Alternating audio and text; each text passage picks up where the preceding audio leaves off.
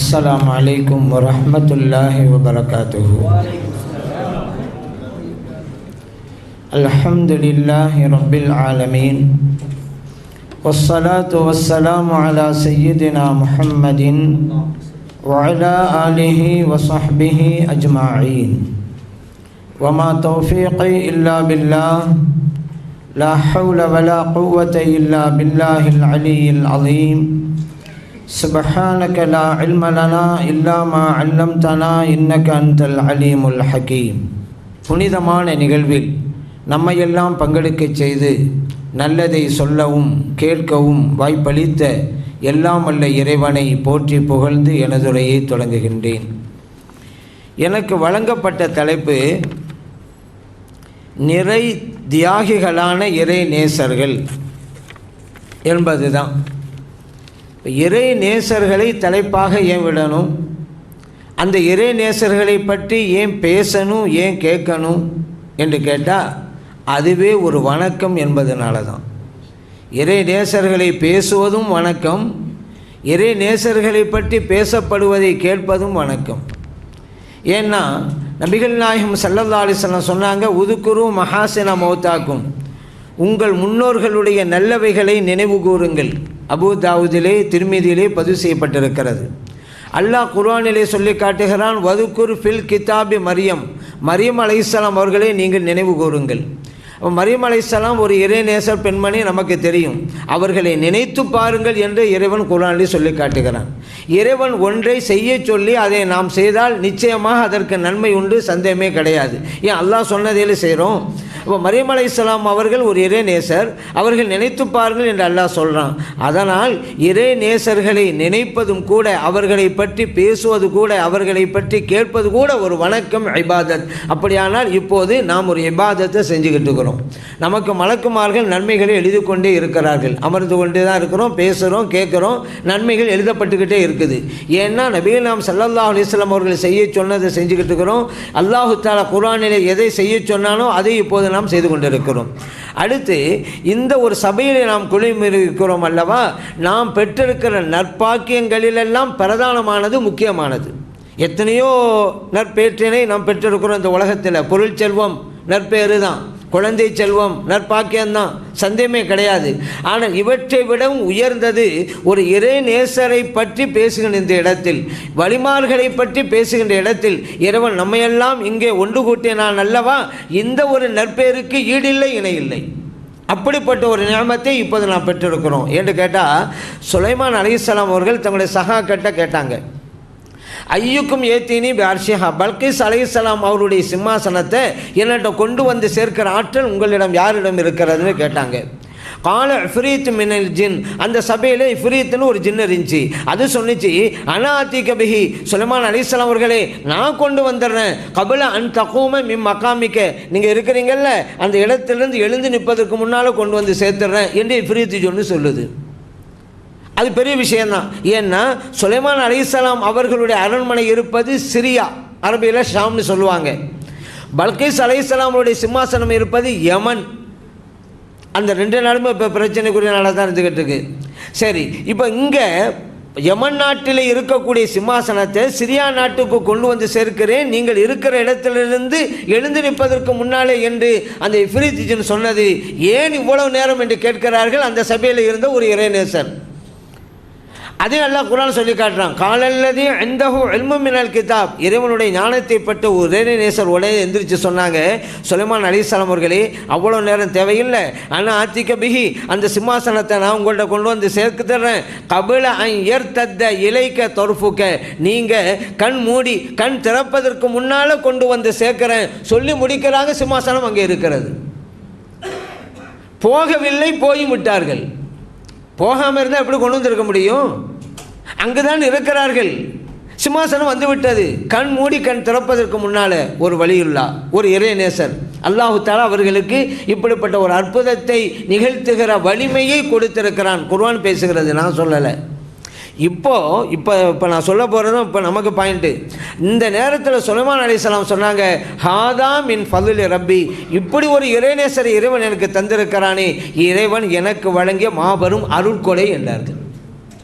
இப்போல்லாம் ஒரு புதிய கார் வாங்கிட்டா ஆதாம் மின் ஃபதுல் ரப்பி அரபியில் எழுதி வைக்கிறாங்க, தமிழ்லையும் இறைவன் எனக்கு வழங்கி அருட்கொடை எழுதி வச்சுருக்கிறாங்க. ஒரு புதிய வீடை கட்டுறாங்க, அந்த வீட்டினுடைய முகப்பில் ஆதாம் மின் ஃபதுல் ரப்பி, இது எனது இறைவன் எனக்கு வழங்கிய அருட்கொடை அப்படின்னு எழுதி வைக்கிறாங்க. காரில் வீட்டில் எழுதுகிறோம், உண்மையும் அதுதான், அல்லாஹ்வுடைய நியமத்து தான். ஆனால் இங்கே சுலைமான் அலைஹிஸ்ஸலாம் அவர்கள் அதற்கெல்லாம் இந்த வார்த்தையை யூஸ் பண்ணலை. அல்லாஹு தாலா சுலைமான் அலைஹிஸ்ஸலாம் அவர்களுக்கு உலகத்தையே ஆளுகிற அந்த வலிமை கொடுத்திருந்தான், அந்த வாய்ப்பை கொடுத்திருந்தான். நாடாளும் மன்னர், அவருடைய காலிலே செல்வத்தை இறைவன் கொட்டினான். அப்பொழுது சொல்ல ஹாதா மின் ஃபதுல் ரப்பி என்று. ஆட்சி அதிகாரத்தை இறைவன் கொடுத்த போது அவங்க சொல்லலை ஹாதா மின் ஃபதுல் ரப்பி என்று. ஒரு இறை நேசரை இறைவன் கொடுத்தான், அப்போ சொல்கிறாங்க ஹாதா மின் ஃபதுல் ரப்பி, எனது இறைவன் எனக்கு வழங்கிய மாபெரும் அருட்கொடை. அந்த வகையில் இறைவன் நமக்கு செல்வங்களை தந்தான், என்னோட அருட்கொடை, குழந்தை செல்வங்களை தந்தான், என்னோட அருட்கொடை. ஆனால் இந்த ஒரு இடத்துல இறை நேசர்களை பற்றி பேசுகிற இடத்திலே நம்ம எல்லாம் இறைவன் ஒன்று கூட்டினானே, இப்போ நம்ம எல்லாம் சேர்ந்து சொல்லணும் ஹாதா மின் ஃபதுல் ரப்பி, எனது இறைவன் எனக்கு வழங்கிய மாபெரும் அருட்கொடை என்று. அப்படிப்பட்ட இடத்துல இறைவன் நம்மளை சேர்த்திருக்கிறான். இப்போ அழகான ஒரு தலைப்பு. ஏன் அவர்கள் நினைத்து பார்க்க வேண்டும்? அவர்கள் செய்த தியாகங்கள் என்ன? அந்த தியாகத்தினால தானே நாமெல்லாம் இன்றைக்கி முஸ்லீம்களாக இருக்கிறோம். நம்மை நிரந்தர நரகத்தை விட்டும் நம்மை தற்காத்து கொண்டோம் அல்லவா? யார் காரணம்? இறை நேசர்கள் தானே காரணம். நம்மளாம் இஸ்லாம், நம்முடைய முன்னோர்கள் இஸ்லாத்தை ஏற்றாங்க. அவங்க இஸ்லாத்தை ஏற்றது சஹாபிகள் வந்தா, சஹாபி வரலை, இஸ்லாம் வந்து விட்டது. எப்படி வந்தது? இறை நேசர் மூலமாகத்தான். முஹையீன் அப்துல் காதிர் ஜெயிலானி ரலியல்லாஹு அன்ஹு, அஜ்மீர் நாஹிம் ரலியல்லாஹு அன்ஹு, நாகூர் நாஹிம் ரலியல்லாஹு அன்ஹு எவ்வளோ பெரிய தியாகத்தை அவங்க செஞ்சாங்க. பல ஊர்களுக்கு போனாங்க, இஸ்லாத்தை பற்றி சொன்னாங்க. அதனால் இன்றைக்கி இஸ்லாம் நமக்கு கிடைத்திருக்கிறது. பள்ளிவாசல் இருக்கிறது, அங்கே போய் இறைவனை தொழுகிறோம். நம்மை படைத்த இறைவன் யார் என்று தெரிந்திருக்கிறோம். உயர்ந்த வேதம் குர்ஆன் நமக்கு கிடைத்திருக்கிறது. இவ்வளவும் இறை நேசர் மூலமாக நமக்கு கிடைத்தது. அப்படியானால் அவர்களை நினைத்து பார்க்கவில்லை ஆனால் நமக்கு என்ன நன்றி உணர்வு இருக்கிறது? சாதாரணமாக ஒரு பொருள் வாங்கி கொடுத்துட்டாலே அதுக்கு தேங்க்ஸ்ன்னு சொல்லணும். இல்லைண்டாக்கா கொஞ்சம் நன்றி இல்லாதவன் அப்படிங்கிறாங்க. ஏதாவது ஒன்று கொடுத்துட்டா பகரமாக ஏதாவது செய்யணும். இல்லைண்டாக்கா நான் செஞ்சேங்க, அவன் கொஞ்சமும் நன்றி இல்லாமல் எதுவுமே செய்யாமல் இருக்கிறாங்கங்கிறாங்க. ஒரு கல்யாணத்துக்கு ஒரு கிஃப்ட் வாங்கி கொடுத்தா கூட அவர் இது செஞ்சுருக்கிறாரு, அதை விட அதிகமாக நம்ம கொடுக்கணும், அதை விட ஒரு சிறந்த பொருளாக நம்ம கொடுக்கணும். அப்போ தான் நன்றி. நான் கேட்குறேன், இவ்வளோ பெரிய உயர்ந்தமாக இஸ்லாத்தை கொண்டு வந்து சேர்த்தாங்களே, அவரை நினைத்து பார்க்கணுமா இல்லையா? பொருத்தமான தலைப்பு இங்கே நமக்கு வழங்கப்பட்டிருக்கிறது. எவ்வளோ பெரிய தியாகம்! மனிதன் செய்கிற தியாகத்திற்கும் மற்றவைகள் செய்கிற தியாகத்திற்கும் வித்தியாசம் இருக்குது. எல்லா பொருளும், பல பொருள் கூட தியாகம் செய்யுது. இப்போ ஊதுபத்தி இருக்குது, கொளுத்து வைக்கிறோம். மனத்தை கொடுத்தே தன்னை அழித்து கொண்டு விட்டது, அதுவும் தியாகம்தான். மெழுகுதிரி இருக்குது, அதை நம்ம எரிய வச்சோம், பிறருக்கு வெளிச்சத்தை கொடுத்தே தன்னை அழித்து கொண்டு விட்டது, காணா போச்சு மெழுகுதிரி. பிறருக்கு உதவி செய்து தன்னை அழித்து கொண்டது, ஆனால் அது வாழவில்லை. இந்த மெழுகுதிரின்னு எந்த மெழுகுதிரியை பற்றி பேசிகிட்டு இருக்கிறோமா? இந்த ஊதுபத்தி அப்படின்னு சொல்லி எதை பற்றி அப்போ நம்ம பேசிக்கிட்டு வரோமா? அதுவும் தியாகம் செய்தது, பிறருக்கு உதவி செய்து தன்னை அழித்து கொண்டது, ஆனால் வாழவில்லை. ஆனால் மனிதன் பிறருக்கு தியாகம் செய்து தன்னை அழித்து கொண்டால் அவன் வாழ்ந்து கொண்டே இருக்கிறான். இன்றைக்கி இறை நேசர்கள் வாழ்கிறார்கள். ஓசனாம் ரலியல்லாஹு அன்ஹு மறைஞ்சிட்டாங்க, ஆனால் இன்றைக்கி வாழ்ந்துக்கிட்டு இருக்கிறாங்க. அவங்கள பற்றி இப்போ பேசணும்னு சொன்னாலே அவங்க வாழ்ந்துக்கிட்டு இருக்கிறாங்க. ஏன்னா இறைவன் கொடுத்த கிஃப்ட் அது.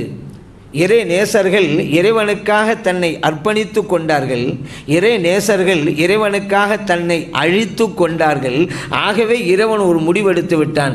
இறை நேசர்களே, எனக்காக உங்களை நீங்கள் அழித்து கொண்டீர்கள், ஆகவே நான் உள்ளவரை உங்களை வாழ வைத்து கொண்டே இருப்பேன். வாழ வச்சுக்கிட்டே இருக்கிறான். அதனால தான் இறை நேசரை நீங்கள் நினைத்து பார்க்கிறோம். தியாகங்கள்ங்கிறது ரொம்ப முக்கியமானதுங்க. ஒரு தியாகம் நம்மளும் சரிதான், தியாகம்னு செய்யணும். எதுவுமே செய்யாமல் எல்லாம் கிடைக்கணும்னு நம்ம எதிர்பார்க்கக்கூடாது. ஒரு விதையை இழந்தால்தானே ஒரு மரம் கிடைக்கும். ஒரு விதையை மண்ணுக்குள்ளே போடணும், அதை இழக்கணும், மரம் கிடைக்கும். இல்லை, ஒரு விதை எப்படி இழக்கிறது? மரம் கிடைக்காது. சில கற்களை மண்ணுக்குள் போட்டு புதைக்கணும், அப்போ தான் கட்டடம் கிடைக்கும். மண்ணுக்குள்ளே போட்டு புதைக்கிற வேஸ்ட்டாக போத கல்லெல்லாம் கட்டடம் எப்படி கிடைக்கும்? ஒன்றை இழந்து தான் இன்னொன்றை பெற முடியும். அந்த இறை நேசர்கள்லாம் தியாகங்கள் செய்தார்கள், பிறருக்காக உதவி செஞ்சாங்க. பிறருக்கு உதவி செய்வதிலே அவர்கள் ஆனந்தம் அடைந்தார்கள். நல்லவங்களாக பார்த்து உதவி செய்கிறது அப்படிங்கிறது இல்லை. நமக்கெல்லாம் ஒரு பழக்கம் இருக்குது, நல்லவங்களுக்கு உதவி செய்வோம், கெட்டவங்களாக இருந்தால் அவனுக்கே நம்ம செய்யணுன்றோம். இது சாமானியர்களுடைய நிலை. ஆனால் இறை நேசர்கள் அப்படி இல்லை, தீயவர்களுக்கும் உதவி செய்வார்கள். அதுதான் இறை நேசர்கள். அவங்களுக்கு எல்லாமே ஒன்று தானே, பாகுபாடு இருக்காத, இவன் வேண்டியவன் வேண்டாதவன் அதெல்லாம் கிடையாது. கீழ்நிலையில் இருக்கக்கூடியவங்களுக்கு தான் அந்த வித்தியாசம். மேல்நிலைக்கு ஆன்மீகத்திலே உச்சக்கட்டத்துக்கு போயிட்டால் எல்லாம் சமம்தான். ஒரு மலை அடிவாரம் கீழே ஒரு ஆள் இருக்கிறாரு, அவருக்கு எல்லாம் வித்தியாசம் இருக்கும். இது செடி, இது கொடி, இது மரம், வித்தியாசம் இருக்கும். கீழே இருக்கும் பொழுது அவரே மலையோட உச்சிக்கு போய் கீழே குனிஞ்சு பார்த்தாருன்னு வைங்க, எல்லாம் ஒன்றாக தெரியும், பச்சை பசேல் என்று தெரியும். இது செடி கொடி மரம் வித்தியாசம் எல்லாம் பச்சையாக இருக்கும். அப்படித்தான் ஆன்மீகத்தில் உயர்ந்து விட்டால் எல்லோரும் சமம். கீழ்நிலை இருக்கும் பொழுது தான் வித்தியாசம், அவன் அப்படி இப்படின்னு இருக்கும். இப்போ இறை நேசர்கள் எல்லோருக்கும் உதவி செய்தார்கள், இல்லை என்று சொல்வதே இல்லை. ஆனால் இன்னைக்கு நிறைய பேர் இல்லைங்கிறாங்க. சில பேர் இன்னும் கொடுத்தா வச்சிருக்கிற அப்படிங்கிறாங்க. சில பேர் கேட்கும் பொழுதே சலாம் சொல்லி கேட்குறாங்க. சலாம் சொல்கிறதே கேட்குறதுக்கு தான். அதனாலேயே சில பேர் சலாம் சொல்லி யோசிக்கிறாங்க, இது நம்ம கேட்குறதுக்காக தான் சலாம் சொல்கிறாரா அப்படின்னு நினச்சிடுண்டு. அந்த சலாம்லேயும் பதில், அந்த வலைக்கும் சலாம் சொல்கிறோம் பாருங்கள், ரெண்டுலேயுமே அவர் கேட்டதும் வந்துடும், அவருடைய முடிவு என்னன்னு வந்துடும். இவர் அவரை பார்த்து சலாம் சொல்கிறார், அஸ்ஸலாமு அலைக்கும், அப்போ அதெல்லாம் எதுக்காக தாங்கன்னு அர்த்தம். அவர் உடனே வலைக்கும் சலாம் அப்படின்றார். இவர் கேட்டது ஒரு பதிலாகி போச்சு. பிறருக்கு உதவி செய்ய வேண்டும், இல்லை என்று சொல்லக்கூடாது. ஆயிஷா சித்திகா ரலியல்லாஹு தஆலா அன்ஹா அவங்க இருக்கிறாங்க. ஒருவர் வந்து எனக்கு பசிக்குது, சாப்பிட ஏதாவது வேணுமேங்கிறாங்க. வீட்டில் எதுவுமே இல்லை, இருந்தால் தானே கொடுக்க முடியும். ஆனாலும் இல்லை என்ற வார்த்தை எப்படி வருவது? ஆயிஷா சித்திகா ரலியல்லாஹு அன்ஹா சொன்னாங்க, வீட்டிலே தண்ணீர் தானே இருக்கிறது என்றார்கள். இல்லைங்கிற வார்த்தை வரக்கூடாது, இருக்கிறது, தண்ணீர் இருக்கிறது. சில ஹோட்டலுக்கு நீங்கள் போவீங்க, அந்த ஹோட்டலில் போய் இட்லி இருக்கா அப்படின்னு சொன்னால் தோசை இருக்குது அப்படிமா. இட்லி இருக்கா இல்லைன்னு கேட்டால் உனக்கு இருக்குன்னு சொல்ல, இல்லைன்னு சொல்லு, என்ன தோசை இருக்குது நம்ம அப்படி கேட்போம். ஆனால் அவன் விவரத்தோடு தான் சொல்கிறான். ஏன்னு கேட்டால் வியாபார கடையில் இல்லைங்கிற வார்த்தை வரக்கூடாது, அதில் அவன் கருத்தாக இருக்கிறான். இட்லி இருக்கா இல்லைன்னு சொல், வியாபார கடையில் இல்லைங்கிற வார்த்தை எப்படி இருக்கலாம்? அதனால தான் அவன் தோசை இருக்குங்கிறான். நம்ம முன்னோர்கள்லாம் பாருங்கள், கிராமங்களில் தாய்மார்கள்லாம் ஒரு மிஸ்கின் வாசலை வந்து அம்மா ஏதாவது கொடுங்களேன், இருந்தால் கொடுத்துருவாங்க, இல்லைன்னா என்ன தெரியுமா சொல்லுவாங்க? பரக்கத்தான் இருக்குது பாவா அப்படிம்பாங்க. பரக்கத்தான் இருக்குன்றனால அந்த மிஸ்கின் அப்படின்னா நிறைய தாங்கன்னு சொல்லுவாரா? அவர் வழங்குகிறார், இல்லைங்கிறத தான் இந்த தாய் இப்படி சொல்கிறாங்க. அதுதான் நாகரிகம். இல்லைன்னு சொல்கிறதா எவ்வளோ உயர்ந்த பண்பாடு பாருங்கள் நம்ம முன்னோர்கள்ட்ட. இன்னும் சில ஊர்களில் தாய்மார்கள் சொல்லுவாங்க, ஏழைகள் வாசல் என்று கேட்டால் மாஃப் செய்யுங்க பாவாமாங்க. மாஃபுன்னா மாஃபு, அரபியில் மன்னிப்புன்னு அர்த்தம். உங்களுக்கு உதவுகின்ற நிலையிலே நான் இல்லை, அதற்காக என்னை மன்னித்து விடுங்கள். இந்த குணத்தை இப்போ எதிர்பார்க்க முடியுமா? கொடுத்தா வச்சுருக்கேன்னு கேட்குறான். கொடுத்தா வச்சுருக்கேன் கேட்டவனை தர்றதுக்கு இதே பொழைப்பாக போச்சு. இது நாம் முன்னோர்களை பார்த்தீங்களா, மாஃப் செய்யுங்க, உங்களுக்கு உதவ முடியாத நிலையை நான் இருக்கிறேன், மன்னிச்சிருங்க. இதுதாங்க உயர்ந்தவர்கள். முன்னோர்கள் தான்.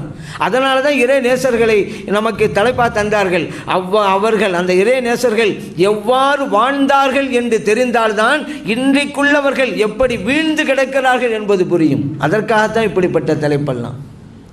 இல்லை அப்படிங்கிறோம்.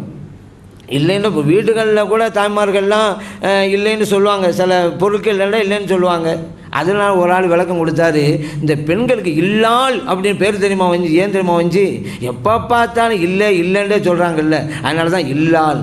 ஏன்னா இல்லத்துக்குரியவங்கிற அர்த்தம் தான் சொல்கிறோம், ஆனால் ஆண்களுக்கு அப்படி சொல்கிறது இல்லையே. ஆண்களுக்கு இல்லத்துக்குரியவன் என்பதற்காக இல்லான் அப்படிங்கிறோமா, இல்லான்டா ஒன்றுமில்லாதவன் தான் அர்த்தம். ஆனால் பெண்களுக்கு தான். ஒரு நாள் விளக்கம் கொடுக்குறாரு, இல்லை எப்போ பார்த்து சொல்லிட்டு இருப்பாங்கல்ல.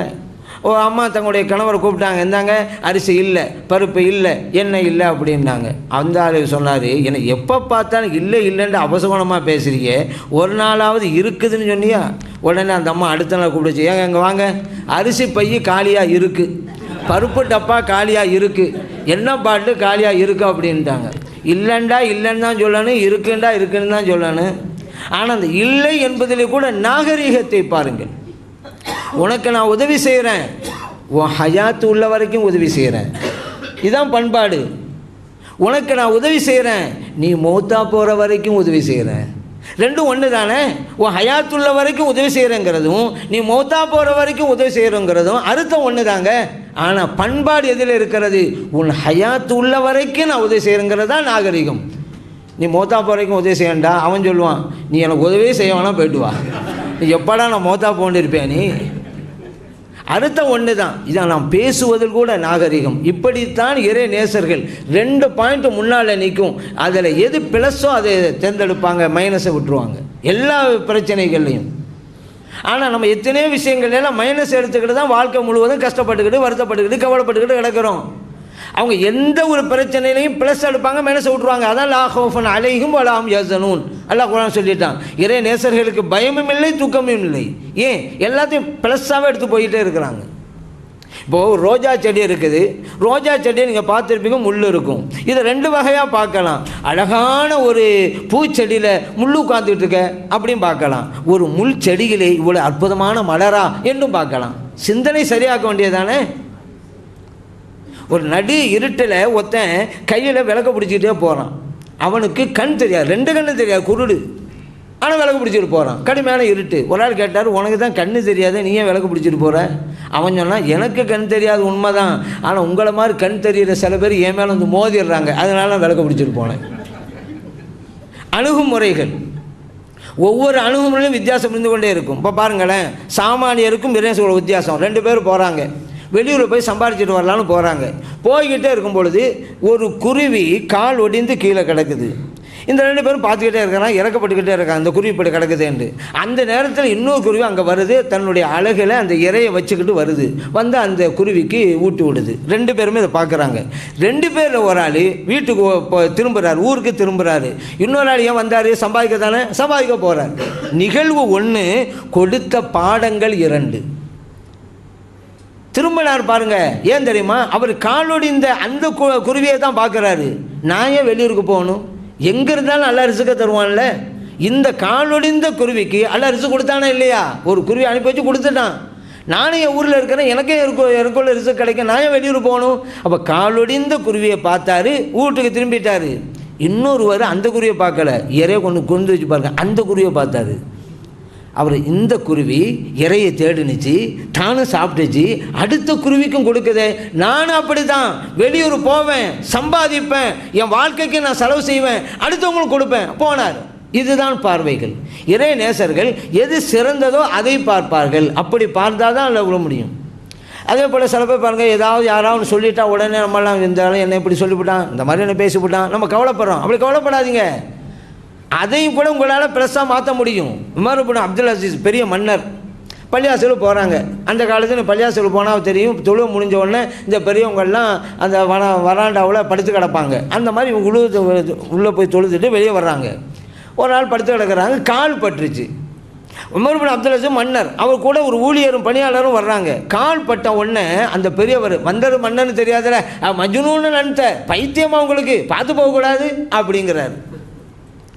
ஆனால் இவங்க போயிட்டாங்க. ஊழியர் கேட்டாங்க, நீங்கள் மன்னராச்சே, உங்களை பார்த்து பைத்தியமாங்கிறாரு, கேட்டுக்கிட்டு வந்துக்கிட்டே இருக்கிறீங்க. அப்போ உமர் இப்னு அப்துல் அசீஸ் ரலியல்லாஹு சொன்னாங்க, இல்லையே, என்னை பார்த்து என்ன சொன்னார்? பைத்தியமானு தானே கேட்டார். என் மனசில் நான் சொல்லிட்டேன், லா இல்லைன்னு, விஷயம் முடிஞ்சு போச்சு, நான் ஏன் பெருசுப்படுத்தேன்? இப்படித்தான் ஒவ்வொரு விஷயத்தையும். இப்ராஹிமுல் அதுஹம் ரலியல்லாஹு மிகப்பெரிய ஞானி, இறை நேசர், அவங்கள ஒரு நாள் கேலி பண்ணுறாரு. இன்றைக்கி நிறைய பேர் கேலி பண்ணுறாங்கல்ல, கேலி கிண்டெல்லாம் பஞ்சமே இல்லை, அந்தளவுக்கு தானே இருந்துக்கிட்டு இருக்கு. ஆனால் எல்லாத்தையும் மிகச்சிக்கிட்டு வர்றாங்க இறை நேசர்கள், அது வேறு விஷயம். இப்போ ஒரு இடத்துல ஒரு இறை நேசர் மக்கள் கொண்டாடினாங்க. இது அங்கே இருக்கக்கூடிய சில பேர் பிடிக்கல, குறிப்பாக ஒரு இளைஞருக்கு பிடிக்கல. என்ன இது ஊர் மக்கள் அந்த இறை நேசர் கொண்டாடிக்கிட்டே இருக்கிறாங்க, என்னமோ மறைவாக உள்ளதெல்லாம் அவன் சொல்கிறாரா, அதெல்லாம் அந்த மாதிரி சொல்ல முடியாதுங்கிறத மக்களுக்கு முன்னால் நிரூபித்து காட்டுவோம், அவருக்கு இருக்கிற மரியாதையெல்லாம் போயிடும் அப்படின்னு திட்டம் போட்டுக்கிட்டு ஒரு பூச்சி எடுத்துக்கிட்டார். அவர் முடி வர்றாரு, பூச்சி எடுத்துக்கிடுவோம், கையில் வச்சுக்கிடுவோம், பேண்ட் பாக்கெட்டில் மறைச்சி வச்சுக்கிடுவோம். அந்த இறை நேசருக்கு முன்னால் போய் நின்றுக்கிட்டு, பெரியவங்களே என் கையில் இருக்கிற பூச்சி உயிராக இருக்குதா செத்து போச்சான்னு கேட்கணும். அவர் செத்து போச்சுன்னு சொன்னால் அதை அப்படியே எடுத்து உயிராக தானே இருக்குது அப்படின்றணும். உயிராக இருக்குது அப்படின்னு அவர் சொன்னால் பேண்ட் பாக்கெட்டுலேயே ஒரு நசுக்கிட்டு வெளியே எடுத்து செத்துலங்க போச்சு அப்படின்றணும். அப்போ அவருக்கு மறைவான விஷயம் தெரியலைன்னு காமிச்சிடணும். அப்படி முடிவு பண்ணிவிட்டு பூச்சி எடுத்துக்கிட்டாரு, கையில் வச்சுக்கிட்டாரு, பேண்ட் பாக்கெட்டில் மறைச்சிக்கிட்டாரு. பெரியவங்களுக்கு முன்னால் இப்போ 2 மக்கள்லாம் இருக்கிறாங்க. கேட்குறாரு, பெரியவங்களே என்கிட்ட இருக்கிற பூச்சி உயிராக இருக்குதா செத்து போச்சான்னு. அவங்க அழகாக பதில் சொன்னாங்க, அது உயிரோடு இருப்பதும் செத்து போவதும் உன் கையில் இருக்கிறது என்று. அப்படின்னா உன் கையில் இருக்கிறனா உன் முடிவில் இருக்கிறது அப்படின்னு அர்த்தம். இந்த பிரச்சனை அவருடைய கையிலங்க அப்படின்னா அவருடைய முடிவுன்னு அர்த்தம். உன் கையிலே உட்கார்ந்துட்டு இருக்குன்னு அர்த்தம். இறை நேசர்களை மட்டப்படுத்தி யாரும் நினைச்சாலும் நல்லா விட மாட்டான். அப்போதைக்கு அப்போது அந்த ஞானத்தை இன்னும் கொடுத்துக்கிட்டு தான் இருப்பான். இங்கேயும் பாருங்கள், சில பேர் இப்ராஹிம் அதுஹம் ரலியல்லாஹு அவங்கள பார்த்து ஒரு ஆள் கேட்குறாரு. அந்த இடத்துல ஒரு நாய் ஒன்று இருந்துச்சு, அந்த நாயுடைய வால். இப்போ இவர் கேட்குறாரு, அந்த இறைநேசரை தாழ்வுபடுத்தணுங்கிறதுனால, பெரியவங்களே உங்களுடைய தாடி சிறந்ததா இந்த நாயினுடைய வால் சிறந்ததாங்கிறார். இப்படி ஒரு கேள்வியை நாம் சந்திச்சிருந்தா என்ன ஆகிருக்கும்? 3 நாளைக்கு தூக்கம் வராது. அந்த இடத்துல சண்டை வரும். சண்டையை வளைக்கி விட்டாலும் இதையே ஃபீல் பண்ணியிருப்பேன். இந்த ஆள் என்ன இந்த வார்த்தையை சொல்லிவிட்டானே, இந்த சொல்லிவிட்டான், இப்படியே போகும் 3 நாள். ஆனால் அந்த இறைநேசர் கொஞ்சம் கூட கோவப்படலங்க. என்ன தெரியுமா சொன்னாங்க? தம்பி, நான் சொர்க்கத்துக்கு போயிட்டேன்னு வச்சுக்க, மறுமையில் சொர்க்கத்துக்கு போயிட்டேன்னு வச்சுக்க, அந்த நாய் வாளை விட என் தாடி தான் சிறந்தது. ஒரு கால் நான் நரகத்துக்கு போயிட்டேன்னு வச்சுக்க, என் தாடியை விட அந்த நாயின் வாள் தான் மேலானது அப்படின்னு கோபப்படலை. இவன் கேட்டவனே ஏன் இப்படி கேட்டோங்கிற அளவுக்கு ஆகிப்போச்சு. இதுதான் பெரியவர்கள். இப்போ இறை நேசர்கள் எதிலையுமே அவர்கள் ப்ளஸ்ஸை மட்டும்தான் எடுத்துகிட்டு போவாங்க, மைனஸை விட்டுவே போவாங்க. நம்மளும் அப்படி தானே. இப்போ நம்ம இருக்கிறோம், வக்கீல் நோட்டீஸ் வருதுன்னு வச்சுக்கிறோங்க, பக்கத்து வீட்டுக்காருக்கு வருது, விவரம் தெரியாமல் நம்மகிட்ட தந்துக்கிட்டு இருக்கிறான். உடனே தாங்கன்னு வாங்கிடுவோமா? உடனே இது எனக்குரியது இல்லைப்பா, பக்கத்து அங்கே போய் விடுன்றோம். ஏன் நம்முடையதல்ல. லாண்டிக்கு போட்டோம், வேறு ட்ரெஸ்ஸை மாற்றி தந்தான், இன்சியலை பார்க்குறோம், நம்முடைய தான் எடுக்கிறோம். வேறு இன்சியல் இருந்தால் அது என்னுடையதல்ல, கொடுத்துட்றோம். அப்படித்தான். யார் என்ன சொன்னால் நமக்கு என்ன? இந்த வார்த்தை எனக்கு தகுமானதல்ல அப்படி முடிஞ்சாலும் முடிஞ்சு போச்சு, ரிட்டர்ன் ஆகிரும் அவனுக்கு. இந்த மாதிரி இறைநேசர்கள் வாழ்ந்து காட்டினார்கள். அதே போல் என்றைக்கும் ஒவ்வொரு மழக்கும் அயலமாக குந்தும். இறைவன் குர்ஆனில் சொல்லி காட்டுறான், இறைவன் உங்கள் கூட இருக்கிறான் நீங்கள் எங்கிருந்தாலும். இதை நாமும் சொல்லத்தான் செய்கிறோம், அல்லாஹ் என் கூட இருக்கிறான் சொல்கிறோம். ஆனால் உணர்ந்து வாழ்ந்தவர்கள் அந்த இறைநேசர்கள். சொல்வது வேறு, உணர்வது வேறு. இப்போ மலை உச்சி இருக்குது, மலை உச்சியில் ஒரு ஆள் இருந்துக்கிட்டு இருக்கிறாரு, கடுமையான இரட்டு, கால் இடறி கீழே விழுந்துட்டார். கீழே விழுந்து என்ன ஆகும்னு நமக்கு தெரிய தான் செய்யும். உடனெல்லாம் செதறி சுக்குநூறாக போயிடும். அப்படி தான் நினைக்கிறாரு. கீழே விழுந்தோன்னு முடிஞ்சு போச்சுன்னு தான் வந்துக்கிட்டே இருக்கிறாரு. வர்ற வழியில் ஒரு மரத்தின் கிளை கிடைக்கிறது, பிடிச்சிக்கிட்டாரு. இப்போ தொங்கிக்கிட்டு இருக்கிறாரு. இப்போ தான் அல்லாவை நினச்சி பார்க்குறேன். நம்மள நிறைய பேருக்கு கஷ்டம் வந்தால் தான் அல்லாவுடைய நினைப்பே வரும். அந்த மாதிரி அவர் அல்லாவை கூப்பிட்ற, யாரெல்லாம் நீ தான் என்னை பாதுகாக்கணும், உன்னை தவிர யாருமே பாதுகாக்க முடியாது. அல்லாஹ் கேட்டால் உண்மையிலே நான் தான் பாதுகாக்கணுமாப்பா? ஆமாம். இவர் சொன்னார், வேற என்ன, உன்னை விட்டால் யார் இருக்கிறாங்க இங்கே, நீ தான் பாதுகாக்கணும். அல்லாஹ் சொன்னால் சரி பாதுகாக்கிறேன், நான் சொல்கிறது நீ செய்வியா? நீ என்ன சொன்னாலும் செய்கிறேன். அந்த ஆள் சொல்கிறாரு. அப்போ அல்லாஹ் சொன்னால் நீ பிடிச்சிருக்க மறைக்கலை, அதை விடு, உன்னை நான் பாதுகாக்கிறேன்.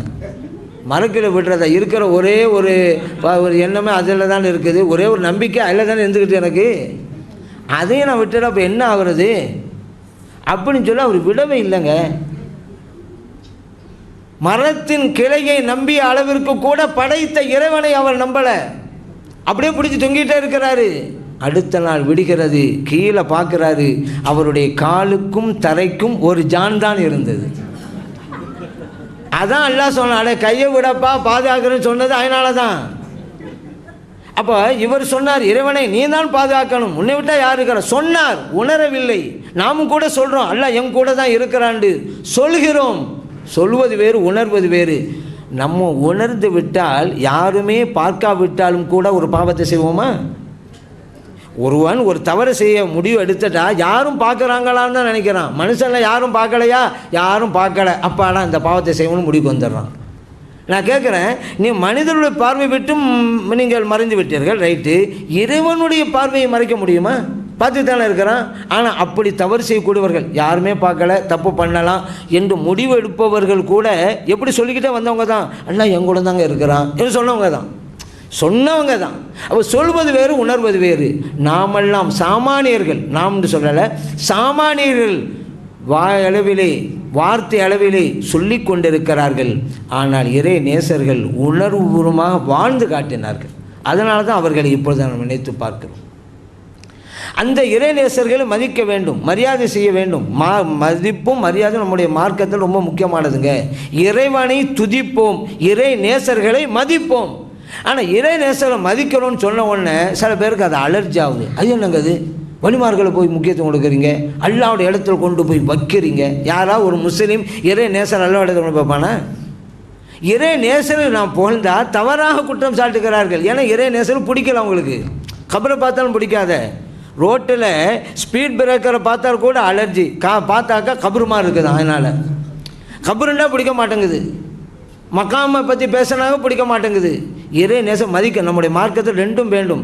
வணக்கம் மட்டுமே போதும், அதை வைத்துக்கொண்டு மறுமையிலே வெற்றி பெற முடியும் என்றிருந்தால் இபிலீஸ் வெற்றி பெற்றிருக்க வேண்டும். அவன் செய்யாத வணக்கமா? இறைவனை வணங்குவதில் அவன் குறை செஞ்சான். ஆதம் அலைஹிஸ்ஸலாம் சஜ்தா செய்யணும்னு அல்லாஹ் கட்டளையிட்ட போது மலக்குமார்கள்லாம் செஞ்சுட்டாங்க, இபிலீஸ் மாட்டேன்ட்டான்.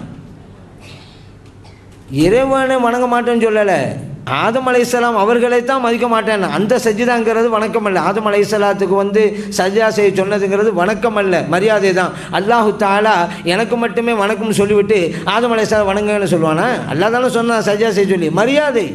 ஆனால் இப்லீஸ் வணங்கின அல்லாஹ்வை மதிக்க வேண்டுகள் மதிக்கலை. மலக்குமார்கள் பாருங்கள், இறைவனை வணங்கினார்கள், ஆதம் அலைஹிஸ்ஸலாம் அவர்களை மதித்தார்கள், வெற்றி கண்டு விட்டார்கள். நம்மை போல நாம் இறைவனை வணங்குகிறோம், இறை நேசரை மதிக்கிறோம். ரெண்டு வேணும். இல்லைங்க எனக்கு வணக்கம் போதுங்க, தொழுகை போதும், நோன்பு போதும், ஜக்காத்து போதும் அப்படின்னு சொல்ல இறை நேசர் அந்த மரியாதை தேவையில்லை என்றால் ஏன் இறைவன் இந்த நிகழ்ச்சியை குர்ஆனில் சொல்லி காட்டினா? இப்லீஸ் நிகழ்ச்சி எங்கே சொல்லி காமிக்கணும்? குர்ஆனில் நமக்கு பாடமாக தானே சொல்லி காட்டுறான். என்ன வணங்குங்க, நான் மதிக்க சொல்ல மதிங்க, மலக்குமார்கள் மாதிரி வெற்றி அடைஞ்சுறீங்க.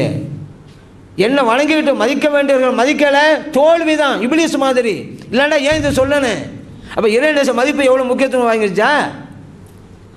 இறைவன் மட்டும்தான் வணங்கணும்னு சொன்னதுனால அல்லாஹ் சந்தோஷப்பட்டு அந்த இப்லீஸை பக்கத்தில் கூப்பிட்டானா?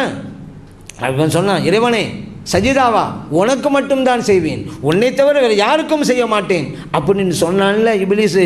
உடனே பக்கத்தில் கூப்பிட்டு இங்கே வாண்டு அமர வச்சு முதுகை தட்டி கொடுத்து, ஷபாஸ் சரியான தௌஹீத்வாதி நீ தான்ப்பா அப்படி அல்லாஹ் சொன்னானா? தூக்கி எறிஞ்சான். இது போலி தௌஹீத்.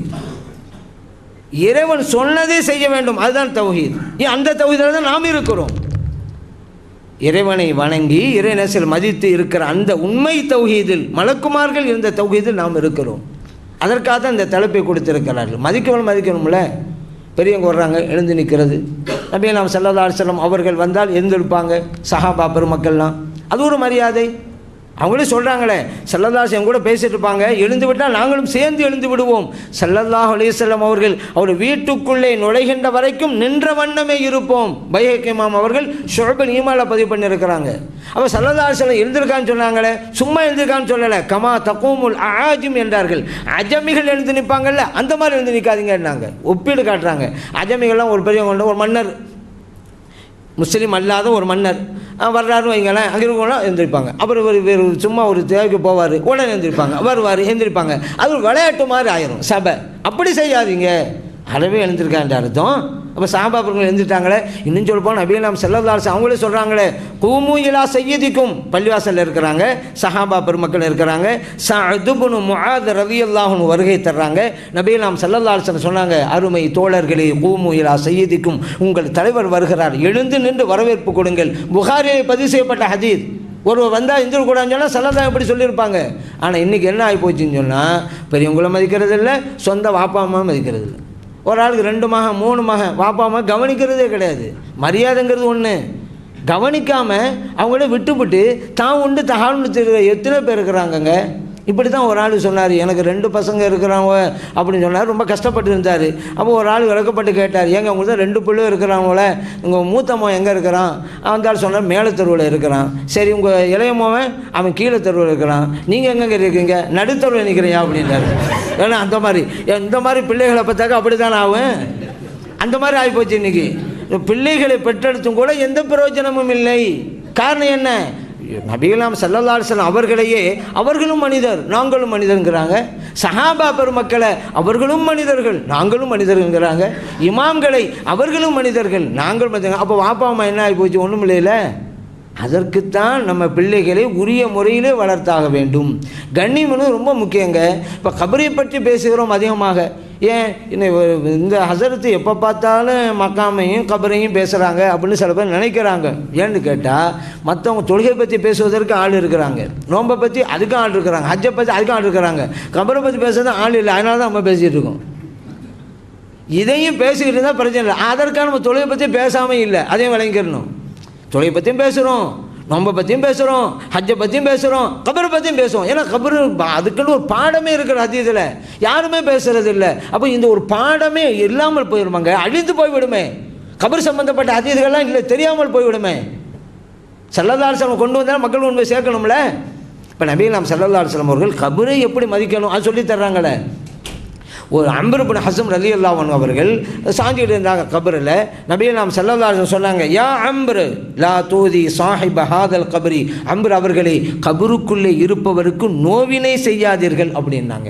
அஹ்மதிலே பதிவு செய்யப்பட்ட ஹதீஸ். கபரில் சாயாதீங்கன்னு சொல்லலை, உள்ளே இருப்பவருக்கு நோவினை கொடுக்காதீங்கிறாங்க. அப்படின்னா என்ன அர்த்தம்? உள்ளே இருப்பவருக்கு தெரிகிறது யார் மேலே இருக்கிறாரு, எப்படி இருக்கிறாரு தெரியுதுங்க. தெரிஞ்சாதானே நோவினை அடைவார். என்ன நம்முடைய கபூரில் மரியாதை இல்லாமல் சாஞ்சிட்டு இருக்கிறாரு என்று தெரிஞ்சாதானே நோவினை அடைவார். இன்னொன்று, அவர் நோவினை அடைகிறார் என்றாலே ஹயாத்துடன் இருக்கிறாரு. எல்லாம் முடிஞ்சு போச்சா? மோத்தா போனால் எல்லாம் முடிஞ்சு போச்சா? அது நாத்திகம். ஒருவன் மரணித்து விட்டால் எல்லாம் முடிந்து போனது நாத்திகம். இறந்து போனதற்கு பிறகும் ஒரு வாழ்வு இருக்கிறது, இஸ்லாமியம். நாமெல்லாம் இஸ்லாமியர்கள், அதுக்கு பிறகு ஒரு வாழ்க்கை இருக்குது. இப்போ இந்த அப்படி பார்க்கும் பொழுது இப்போ உள்ளே இருக்கும் நோவினை கொடுக்கான்னு சொன்னால் அவங்க ஹயாத்தில் இருக்கிறாங்க, மேலே யார் இருக்கிறாங்க, எப்படி இருக்காங்களோ தெரிகிறாங்க. அப்படி செய்யாதீங்க. அதனால் நீங்கள் சாயாதீர்கள், நோவினை கொடுக்காதீர்கள். அப்போ சாகிற அளவிற்கு கபரும் உயரமாக இருந்திருக்கிறது என்னும் புரிகிறோம். கபரு உயரமாக இருந்தால் தானே செய்ய முடியும். ஸல்லல்லாஹு காலத்தில் கபரு உயரமாக இருந்திருக்குன்னு புரிகிறோம். ஏன் கபரு உயரமாக இருந்தால் தானே கபரு இருக்குன்னே தெரியும் நமக்கு. தரைமட்டம் அப்படின்னு சொன்னால் அப்போ அங்கே கபரு இருக்கிறது தெரியாத. கபரு இருக்கிறது தெரியலைன்னு சொன்னால் கபருக்கு உண்டான சட்டங்கள் எல்லாம் எப்படி நீங்கள் ஃபாலோ பண்ணுவீங்க? சரி, இன்னொரு சட்டத்தை ஸல்லல்லாஹு எப்படி நம்ம சொல்கிறாங்க, கபருக்கு மேலே உட்காராதீர்கள். அவ்வாறு உட்கார்ந்தால் நெருப்புக்கு மேலே உட்காருவதை விட கொடூரமானது. ஒரு மனிதன் நெருப்பில் உட்கார்ந்தான், அந்த நெருப்பு அவனுடைய உடையை எரித்தது, அவனுடைய உடலையும் எரித்தது. பரவாயில்லை, அதை விட மோசமானது கபருக்கு மேலே உட்காருவது. முஸ்லிமிலே பதிவு செய்யப்பட்ட ஹதீஸ். அப்போ கபருடைய இந்த சட்டத்தை எப்போ நீங்கள் ஃபாலோ பண்ணீங்க தெரிஞ்சாதானே. அதனால தான் இந்த ஹதீஸை நம்ம உங்களுக்கு சொல்கிறோம். நபிகள் ஸல்லல்லாஹு அலைஹி வஸல்லம் சொல்கிறாங்க, கபர்கள் இருக்கிற இடத்திற்கு செருப்பணிந்து கொண்டு செல்லாதீர்கள். ஏன்? மரியாதை. உள்ளே இருப்பவருக்கு மரியாதை கொடுக்கணும்ல. இப்போ இந்த மரியாதையெல்லாம் செய்ய வேண்டும், அது தெரிய மாட்டேங்குது. இப்படியெல்லாம் இருக்குதுங்கிறது தெரியலை. ஏன் இப்படி இருக்கிறீங்க? இருக்கத்தானே செய்கிற தவறாக புரிகிறார்கள், இருக்கிறது தவறாக புரிகிறார்கள், படிக்கிறார்கள் தவறாக புரிகிறார்கள். ஒரு ஆள் கடையில் போய் டீ கடையில் போய் கேட்டான், காப்பி எவ்வளோங்க அப்படின்னு சொல்லி. 10 ரூபா அப்படின்னு அந்த ஆள். உடனே இவன் சொன்னான், என்ன 10 ரூபாயா? ஏற்ற கடையை பாரியா, ஒரு காப்பி 50 காசுன்னு போட்டிருக்கு. இப்போ இவன் சொன்னான், அது குடிக்கிற காப்பி இல்லை, ஜெராக்ஸ் காப்பி அப்படின்னு சொன்னான் அவன். ஜெராக்ஸ் காப்பி ஒரு காப்பி 50 காசு தான். அப்போ காப்பின்ட்டு இருந்துனா போதுமா? என்ன காப்பின்னு புரியணும்ல. அதே போல தான் இந்த குர்ஆனை படிக்கிறோம் என்கிறார்கள், புரிய மாட்டேன் என்கிறார்கள். ஹதீஸை படிக்கிறோம் என்கிறார்கள், புரிய மாட்டேன் என்கிறார்கள். சரி, அந்த இறை நேசர்களும் எப்படி வாழ்ந்தார்கள்? வித்தியாசம் பார்க்கலையே, எல்லோருக்கும் உதவி செய்தார்கள்னு சொன்னோம் அல்லவா. ஷிபிலி ரஹ்மத்துல்லாஹி அலைஹி அவர்களை பார்த்து மரம் பேசியது. மரம் பேசுமா? பேசும். இறை நேசர்கள்ட்ட நம்மை பார்த்து ஒவ்வொரு பொருளும் பேசுங்க. ஒவ்வொரு மனிதனும் பார்த்து பேசிக்கொண்டு தான் இருக்கிறான்.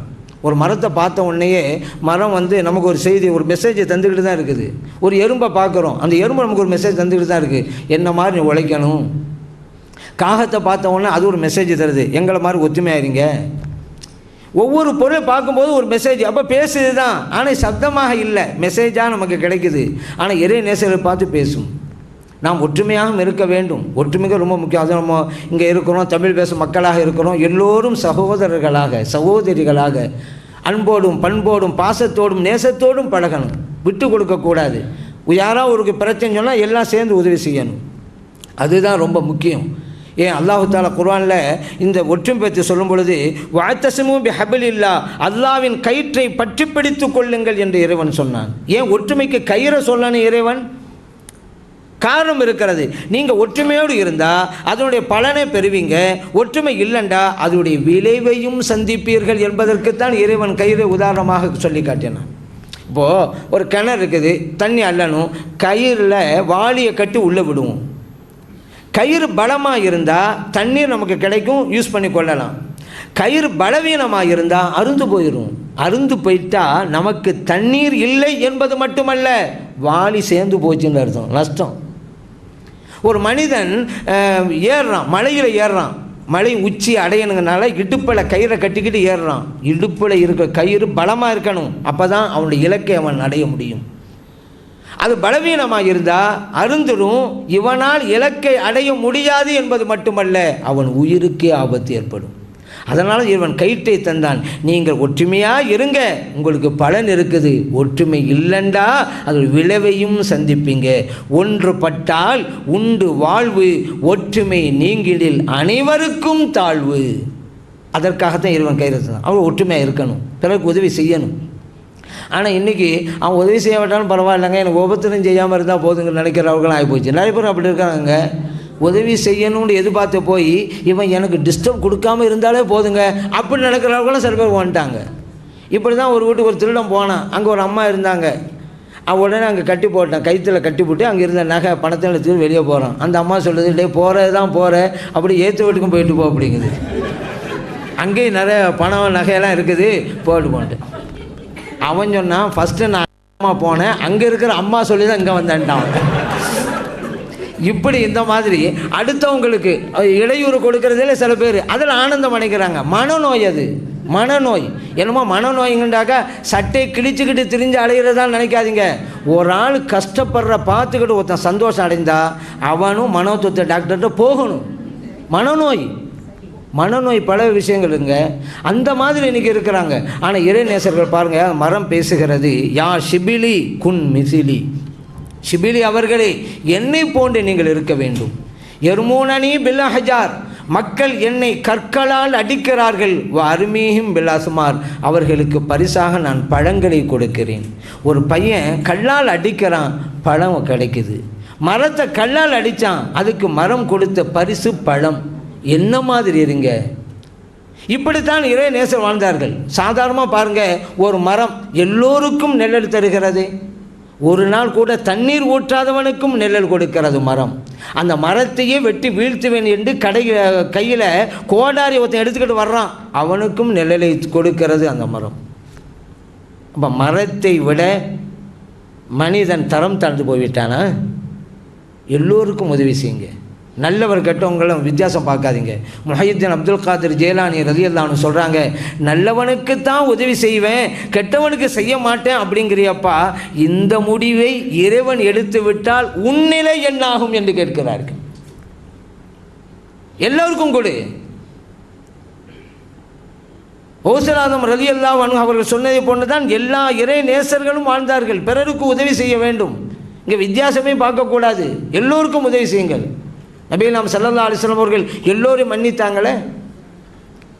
நல்லவங்களுக்கு தான் நான் உதவி செய்வேன் என்று சொல்லலையே, தீயவர்களுக்கும் உதவி செய்தார்கள். நம் மார்க்கம் அப்படித்தான் போதிக்கிறது. இறை நேசர்கள் அப்படித்தான் வாழ்ந்து காட்டினார்கள்.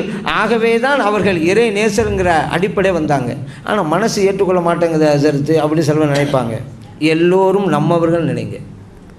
எல்லோரும் நம்மவர்கள், எல்லாம் என்னோட அடியார்கள், என் சகோதரன் என் சகோதரி நினைங்க, பிரச்சனை இல்லை. அடுத்தவன் நீங்கள் நினைச்சா தான் பிரச்சனையே.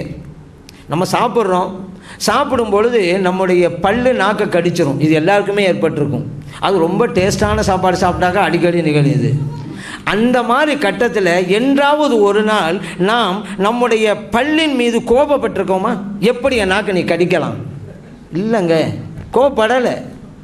ஏன்னா கடிப்பட்டது நம்முடைய நாக்கு என்பது போல கடித்தது நம்ம பல்லு, அதனால் சும்மா இருந்துட்டோம். இது அடுத்தவன் வந்து கடிச்சிருந்தா சும்மா விடுவோமா? அப்போ நம்மளது நம்முடையது என்றால் நாம் பெருந்தன்மையாக மன்னிக்கிறோம், அடுத்தவன் என்றால் கோபப்படுகிறோம். இந்த மாதிரி நீங்கள் எல்லோரையும் நம்மவர்கள் நீங்கள் நினைங்க, அவங்க என்ன தப்பு பண்ணாலும் மன்னிச்சுருவீங்க. ஆனால் நடைமுறை அப்படி தான். ஒரு தாத்தாட்ட ஒரு வாட்ச் இருக்குது, கொடுக்க போகிறேன்னு நிற்கிறாரு. ஒவ்வொரு நாளாக ஒரு பையனும் வந்து கேட்குறான், எனக்கு தாங்க எனக்கு தாங்க. யாருக்குள்ள அந்த தாத்தாவுடைய உண்மையான பேரை வந்து எனக்கு தாங்கன்னு கொடுத்துட்டார். ஏன் இவன் என் பேரை நினைக்கிறாரு, கொடுத்துட்டாரு. எல்லோரும் நம்மவர்கள் என்று நினையுங்கள். அப்படி நினைத்தார்கள் இறை நேசர்கள். ஆகவே தான் அவர்கள் இறைவனுடைய அன்பை பெற்றார்கள். எந்த வித்தியாசத்தையும் அவங்க பார்க்கல. அந்த இறை நேசர்களை நாம் மதிக்க வேண்டும், அவர்களோடு தொடர்பு வைத்துக் கொள்ள வேண்டும்.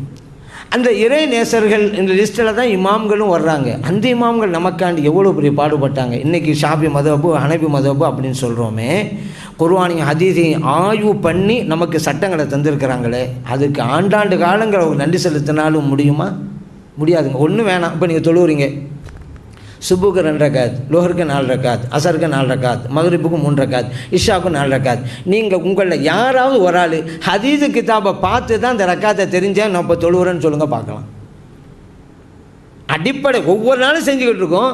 இதை கூட நம்ம ஹதீஸ் கிதாபை படித்து இதை நான் தெரிஞ்சு தான் அப்படி செய்கிறாங்களே, இமாம்கள் சொன்னாங்க செஞ்சுக்கிட்டு இருக்கிறீங்க. இது உதாரணத்துக்கு தான். திருமணமாக இருக்கட்டும், வியாபாரமாக இருக்கட்டும், தொழில் சட்டங்கள், நோன்பு சட்டங்கள் எவ்வளவோ. அதே போல் நேரடியாக இருக்கிற சட்டத்தையும் ஆய்வு பண்ணி தந்தாங்க. சில ஒப்பீட்டு சட்டங்கள் என்று இருக்கும். ஒரு சட்டத்தை வச்சு இன்னொரு சட்டம் எடுக்கிறது, அதையும் இமாம்கள் ஆய்வு பண்ணி தந்தாங்கல்ல. ஒரு இமாம்கிட்ட போய் ஒரு பெண்மணி கேட்டாங்க, இமாம் அவர்களே, மாதவிடா நிலையில் இருக்கக்கூடிய ஒரு பெண்மணி ஜனாசாவை பெண் மையத்தை குளிப்பாட்டலாமா அப்படின்னு கேட்டாங்க. அவங்க குளிப்பாட்டலாமே அப்படின்ட்டாங்க. ஆதாரம் நேரடியான ஆதாரம் கிடையாது. எந்த அதுவும் நபி நாம் ஸல்லல்லாஹு அலைஹி வஸல்லம் சொன்னதா எந்த ஆதாரமும் கிடையாது. மாதவிடா நிலையில் கூடிய பெண்மணி மையத்தை குளிப்பாட்டலாம் அப்படி நேரடியாக இந்த ஒரு ஹதீஸும் பார்க்க முடியாது. நீங்கள் எப்படி இந்த சட்டத்தை அவங்க சொன்னாங்க? வேறு ஒரு ஹதீஸை ஆய்வு செய்து சட்டத்தை கொடுக்குறாங்க. என்னென்னு கேட்டால், முஸ்லீமில் பதிவு செய்யப்பட்ட ஹதீஸ். நபி நாம் ஸல்லல்லாஹு அலைஹி வஸல்லம் அவங்க ஆயிஷா சித்திகா ரலியல்லாஹு அன்ஹா அவங்ககிட்ட சொல்கிறாங்க, ஆயிஷாவே தொழுகிற முஸல்லா கொஞ்சம் எடுத்தாங்க, நான் தொழுவணுன்னாங்க. ஆயிஷா சித்திகா ரலியல்லாஹு அன்ஹா சொன்னாங்க, யாரை சொல்லலாம், நான் மாதவிடா நிலையில இருக்கிறேன், எப்படி முஸல்லாவை போய் நான் கையினால் தொடுறது அப்படின்னு கேட்டாங்க. இப்போ நபி நாம் ஸல்லல்லாஹு அலைஹி வஸல்லம் சொன்னாங்க, இன் ஹைலதகி லைஸத் ஃபி யதிகி, மாதவிடா என்பது உன் கையில் இல்லை, எடுத்துத்தா அப்படின்னாங்க. முஸ்லிம் பதிவு செய்யப்பட்டாச்சு. ஆக அப்போ ஒரு மாதவிடா நிலை இருக்கக்கூடிய பெண்மணி முஸல்லாவை கையால் தொட்டு தொடலாம். அது போன்று தான் ஒரு மையத்தையும் தொட்டு குளிப்பாட்டலாம். இதுதான் இவங்களோட ஆய்வு. இப்போ இந்த மாதிரி ஆய்வு செய்வதற்கு எவ்வளோ நேரத்தை நமக்காக செலவழிச்சிருப்பாங்க. நமக்கு நாம் நேரத்தை செலவழிக்க நமக்கு டைம் பத்தலை. அவர்கள் சமூகத்திற்காக நேரம் செலவழித்தவர்கள். இப்படி ஒவ்வொன்றாக இமாம்கள் நமக்கு ஆய்வு செய்து சட்டங்களை தந்தார்கள். இதுவெல்லாம் அவர்களால் முடிகிறது. அவர்கள் சொல்லி தந்ததை நாம் செய்யணும். அந்த இறை நேசர்களோடு நாம் தோழமை வைத்துக்கொள்ள வேண்டும், நட்பும் வைத்துக்கொள்ள வேண்டும். அது ரொம்ப முக்கியம். இந்த உலகத்தில் யார் நல்லடியார்கள் அவர்களோடு தோழமை வையுங்கள். மார்க்கம் அப்படித்தான் சொல்லி காட்டுகிறது. வஸ்பிர் நஃப்ஸக மஅல்லதீன யதுஊன ரப்பஹும் பில் கதாத்தி வல் அஷி, காலையிலும் மாலையிலும் இறை சிந்தனையில் இருப்பார்களே அவர்களோடு நீங்கள் நட்பு வைத்துக் கொள்ளுங்கள். இப்போ இறை நேசர்களோடு தான் நாம் வாழ வேண்டும். இந்த உலகத்தில் நல்லடியார்களோடு வாழ வேண்டும். வக்கூனு மஅஸ்ஸாதிகீன், இன்னொரு இடத்துல என்ன சொல்லி காட்டுகிறான், உண்மையாளர்களோடு வாழுங்கள். இப்போ நம்மளும் தான் களிமா சொல்லியிருக்கிறோம், இறை நேசரும் களிமா சொன்னாங்க. ஆனால் நம்ம வெறும் வார்த்தையால் களிமா சொன்னோம், உண்மையிலே களிமா சொன்னோம் இறை நேசர்கள். எல்லாம் இல்லாதான் செய்கிறாங்கிறோம். அப்படி இருக்குதா? நமக்கு இல்லையே. இறைவன் தான் எல்லாம் செய்கிறாங்கிற உணர்வோடு வாழ்ந்தவர்கள் நேசர்கள். ஒரு இறை நேசர் காதறிந்த நிலையில் வழியில் இருக்கிறாங்க. அந்த வழியில் ஒரு இளைஞர் போனார், கையில் ரொட்டி துண்டு எரிஞ்சு. இந்த நிலையை பார்த்தோன்னே இறக்கப்பட்டு போய் கொடுத்தாரு ரொட்டியை. அந்த இளைஞர் வாங்கிட்டாங்க, பெரியவங்க வாங்கிட்டாங்க. அடுத்து இவர் கேட்குறாரு, விசாரிப்போமேண்டு, யாருங்க உங்களை இந்த காது அறுத்தது அப்படின்ட்டு. அவங்க பெரியவங்க சொன்னாங்க, ரொட்டி தந்தவன் தான் காது அறுத்தான் அப்படின்ட்டாங்க. இவருக்கு கோமா போச்சு. என்னடா கோனா போயிட்டு போஞ்சு இறக்கப்பட்ட ரொட்டியை கொடுத்தா இந்த பழி ஏன் மேலே போடுறாரு இவர். அப்போ பெரிய சொன்னாங்க, அப்படி இல்லைப்பா, ரெண்டு நடந்ததற்கும் காரணம் இறைவன். எனக்கு காது அருந்து போனதற்கு காரணமும் இறைவன் தான். இப்போ நீ ரொட்டியை கொடுத்தியல்ல, அதற்கு காரணமும் இறைவன் தான். இறைவனை சொன்னேன், ரொட்டி தந்தவன் தான் காதை அறுத்தாண்டு, ஒன்றும் சொல்லலை. அப்படி வாழ்ந்தவர்கள் எல்லாம். அதனால தான் லா ஹௌஃபுன் வலாஹும் யாஸனுன், அவர்கள் பயம் இல்லை, துக்கம் இல்லை, எல்லாம் இறைவனால் நடக்கிறது. ஏன் யோசிக்கிறாங்க? அப்படி வாழ்ந்து காட்டினார்கள் இறை நேசர்கள். அவர்களோடு நாமும் இருக்க வேண்டும், அதனுடைய பலன் கிடைக்கும். அவர்கள் அந்த பூவோடு சேர்ந்த நாரும் மணக்கும் என்பார்கள். அந்த மாதிரி தான். இதை உதாரணத்துக்கு கூட சொல்லி காட்டலாம். இப்போ ஒரு பொடி கல் இருக்குது, அதை தண்ணியில் போட்டாங்க உள்ளே போயிடும். ஒரு பலகையை தண்ணியில் போட்டால் மிதக்கும். ஏன்? கல்லுடைய இயற்கை குணம் தண்ணீரிலே மூழ்குவது, பலகையினுடைய இயற்கை குணம் தண்ணீரிலே மிதப்பது. நம்ம தெரிஞ்சுக்கிட்டே தான். இந்த பலகையில் ஒரு மிகப்பெரிய ஒரு தோணி வத்தையை செஞ்சாச்சு, போட்டு செஞ்சிட்டோம். அந்த போட்டுக்குள்ளே ஒரு பெரிய பாறங்கள், சின்ன கல்ல இல்லை, பெரிய பாறங்களை தூக்கி வச்சோம். அந்த கல் இப்பொழுது மூழ்கவில்லை. பொடிக்கல் மூழ்கியது, பாறாங்கல்ல மூழ்கலை. ஏன் தெரியுமா? மூழ்காத குணம் உள்ள பலகையோடு இது சேர்ந்துட்டனால இதுவும் மூழ்காமல் இருக்கிறது. அதான் நல்லோர்களோடு சேருங்கள், ஆனால் தீயவர்களோடு சேராதுங்க. அதே போல் இந்த அலி ரலியல்லாஹு சொல்கிறாங்க, உன்னுடைய நண்பன் அறிவுள்ளவனாக இருக்கட்டும், முட்டாள் நண்பனோடு நீ தோழமை வைக்காதே.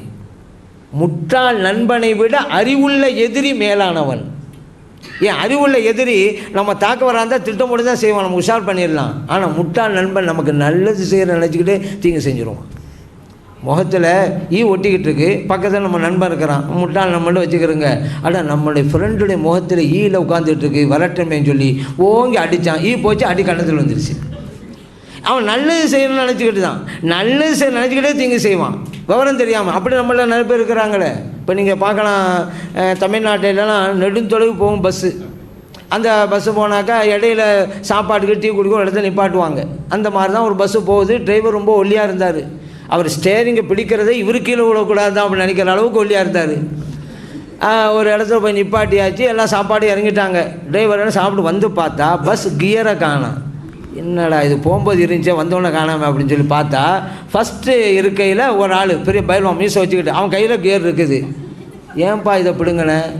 வேற என்ன சார், நானும் பஸ்ஸில் ஏர்லேருந்து பார்க்குறேன், நீங்கள் கியரை அங்கிட்டு இழுக்கிறீங்க இங்கிட்டு இழுக்கிறீங்க, உங்களால் உங்களால் எப்படிங்க பிடுங்க முடியும், நீங்கள் ஒல்லியாக இருங்க, நானும் எவ்வளோ கஷ்டப்பட்டு போனேன் தெரியுமா அப்படின்னு சொல்லி இந்த ஆளும் கொடுக்குறான். அந்த ஆள் பஸ் எப்போ போமாப்பா. சில பேர் நல்லது செய்கிறோம் நினச்சிக்கிட்டே தீங்கு செய்வாங்க. இப்போ இந்த ஆள் தீங்கு செய்ய நினைக்கல, நல்லது செய்ய நினச்சி தான் தீங்கு செஞ்சு விட்டார். அதனால தான் நம்முடைய நட்பு அறிவுள்ளவர்களாக இருக்கட்டும், நற்பண்பு மிக்கவர்களாக இருக்கட்டும். நம்முடைய பிள்ளைகளையும் அப்படி தான் பார்க்கணும். நம்ம ஆண் பிள்ளைகளை பெற்று வச்சுருக்கோம், பெண் பிள்ளைகளை பெற்று வச்சுருக்கோம். அவருடைய நட்பு வட்டாரம் எப்படி இருக்கிறது கண்காணிக்க வேண்டும். அப்படிப்பட்ட காலகட்டத்தில் நாம் வாழ்ந்து கொண்டு இருக்கிறோம். நம்முடைய மகன் வெளியே போகிறான், அவனுடைய நண்பர்கள் யார் கவனிக்கணுங்க. பொதுவாக ஒரு அறிஞர் சொன்னான் அல்லவா, உன் நண்பனை காட்டு நீ யார் என்று சொல்கிறீன். உன்னை பற்றி எனக்கு சொல்ல தேவையில்லை, உன் ஃப்ரெண்டை காட்டிட்டா போதும், நீ யார் நான் கண்டுபிடிச்சிருவேன். அதே போல் நம்ம பெண் பிள்ளை வெளியே போகிறார்கள், அவருடைய தோழிமார்கள் எப்படி, இதெல்லாம் பெற்றோர்கள் கண்காணிக்க வேண்டும். ஏன்னா இது குடும்பம் சார்ந்தது, குடும்ப கண்ணியம் சார்ந்தது. இது அசால்ட்டாக கவனக்குறைவாக இருக்கக்கூடாது. அப்படிப்பட்ட நாகரிக வளர்ச்சி உள்ள காலத்தில் வாழ்ந்துக்கிட்டு இருக்கிறோம். யாரும் அலட்சிய போக்கோடு இருக்காதுங்க. நம்ம பிள்ளைகளெல்லாம் அற்புதமானவர்களாக உருவாக்க வேண்டும். அவருடைய எதிர்காலம் பிரகாசமாக இருக்கணும். அதற்கு நம்ம இதில் கவனம் செலுத்த வேண்டும். அதற்கு இந்த நட்பு வட்டாரம் என்பது மிக முக்கியம் நம்ம பிள்ளைகள் விஷயத்தில். ஏன் நம்ம நல்லவர்களோடு சேரணும் அப்படின்னு சொன்னால், எந்த ஒரு பொருளும் சேருகின்ற பேரை தானே பெறுகிறது. மழை பெய்கிறது, அந்த மழை எங்கே போய் சேர்கிறதோ அந்த பேர் தானே. கடலில் போய் அந்த மழை சேர்ந்துட்டா கடல் நீருங்கிறோம், குளத்தில் விழுந்தால் குளத்து நீருங்கிறோம், ஆற்றில் விழுந்தால் ஆற்று நீருங்கிறோம், கிணத்துல விழுந்தால் கிணத்து நீருங்கிறோம். எங்கே போய் சேர்கிறதோ அந்த பேர் வந்துடுதுல்ல. இன்னும் சொல்ல போனால் கலர் கூட, பாசி உள்ள இடத்துல அந்த மழை தண்ணி போயிட்டாக்கா பச்சையாக தெரியுது, இலைகளும் தலைகளும் இருக்கக்கூடிய இடத்துக்கு போயிட்டாக்கா பழுப்பு நிறத்தில் தெரியுது. அப்போ போய் சேருமிடம் கரெக்டாக இருக்கணும், நட்பு வட்டாரம் இருக்கணும். அதான் இறை நேசர்கள். இறை நேசர்களோடு நீங்கள் நட்பு வைத்துக் கொள்ளுங்கள், தோழமை வைத்துக் கொள்ளுங்கள் என்று குர்ஆனும் சொல்கிறது, ஹதீஸும் சொல்லி காட்டுகிறது. அதுபோல் நம்ம ஒரு விஷயத்தை நம்ம ஓதுகின்ற இறை நேசர்கள் குர்ஆனை ஓதுவாங்க, அதே போல் ஹதீஸை படிப்பாங்க, தெளிவாக மற்றவர்கள் புரிகின்ற வகையிலேயே செய்வாங்க. அது ரொம்ப முக்கியம். இப்போ குர்ஆனை ஓதுறோம் வைங்களேன், மலன்னு ஓதக்கூடாது. யாசின் ஓதுறோம் கடன்னு ஓதக்கூடாது, மெதுவாக நமக்கு நாம் விளங்குற அளவுக்கு ஓதணும்ல. அதே போல் தான் செலவாத்தும். இப்போ செலவாத்து மஜ்லிஸ் இங்கே நடந்துச்சு, இறைவனோட அருளால் எல்லோரும் நிறுத்தி ஓதுனாங்க. அப்போ ஹசரத் அவங்க தான் சத்தம் போட்டு ஓதுனாங்க, மற்றவங்க அவங்க கூட சேர்ந்துக்கிட்டாங்க. ஆனால் எல்லோருமே ஓதுனாங்கங்கிறது ஒரு அடையாளம் என்ன தெரியுமா? இடையில அவங்க தண்ணி குடிக்கிறதுக்காக நிப்பாட்டினாங்க. ஆனால் அந்த மக்கள் ஓதிக்கொண்டே இருக்கிறார். இப்போ எல்லோரும் சேர்ந்து ஓதினார்கள் என்பதுக்கு இது ஒரு அடையாளம். ஏன்னா தண்ணிக்காக நிப்பாட்டும் போது மற்றவங்களாம் நிப்பாடல, சைலன்ஸாவில் இருக்கணும். இதே ஸ்டைலில் இதே அளவோடு எல்லாம் ஓதிக்கிட்டே இருக்கிறாங்க. அப்போ எல்லோரும் சேர்ந்து வர்றாங்க. இந்த சிறப்பு எப்படி கிடைச்சிச்சு?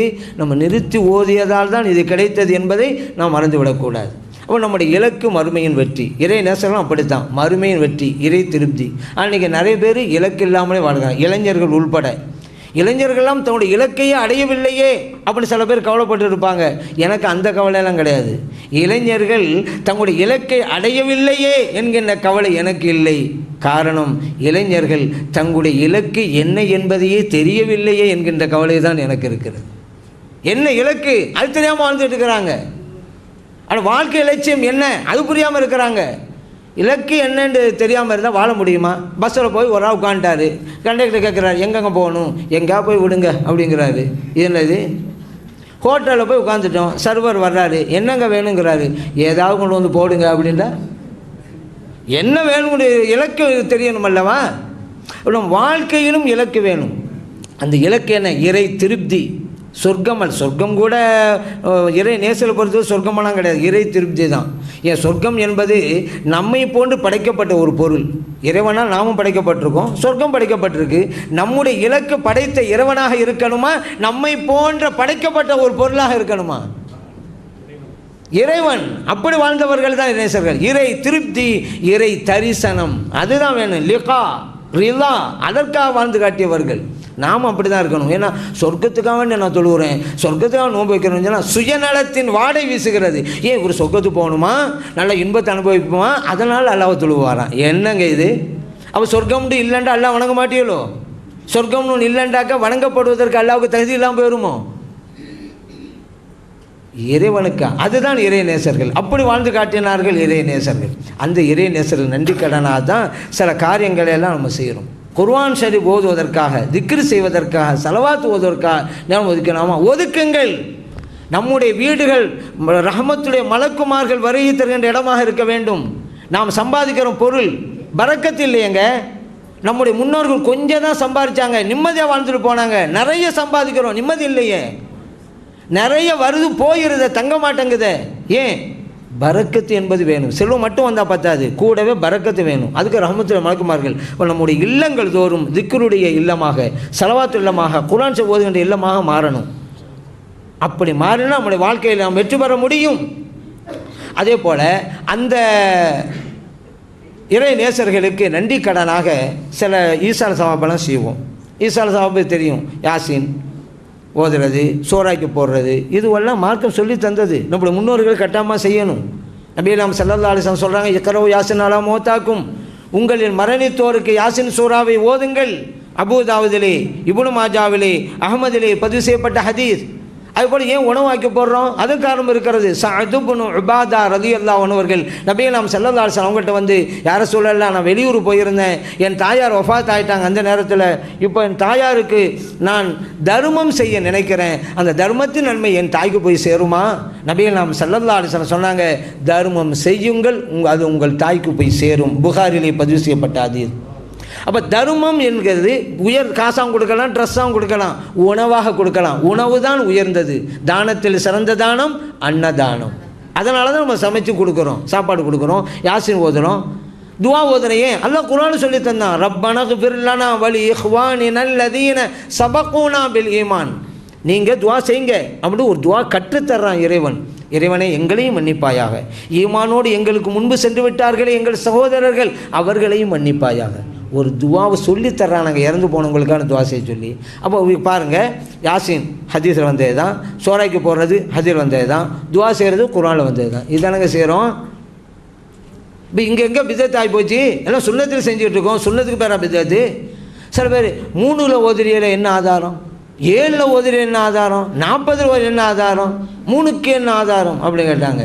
3ல் தான் ஓதணும்னு நாங்கள் சொன்னால் தான் 3க்கு என்ன ஆதாரம்னு கேட்கணும். 7ல் தான் ஓதணும் அப்படின்னு நாங்கள் சொன்னால் தான் 7க்கு என்ன ஆதாரம் கேட்கணும். நாங்கள் அப்படி சொல்லவே இல்லையே. 3க்கு என்ன ஆதாரம்னு ஒரு ஆள் கேட்டார், நீ 2ல் ஓது அப்படின்றாச்சு. இல்லை 2ல் ஓத மாட்டேன், 4ல் ஓது, 3ல் நீ ஓதாத, நாங்கள் 3ல் ஓதிக்கிறோம். ஏன் இப்போ 7க்கு என்ன ஆதாரம், நீ 8ல் ஓது. 40க்கு என்ன ஆதாரம், 41ல் ஓது. இல்லை மாட்டேன், 39ல் ஓது, 45ல் ஓது. ஏங்க ஓதனுங்க, நம்ம முன்னோர்களுக்கு ஓதனுங்க.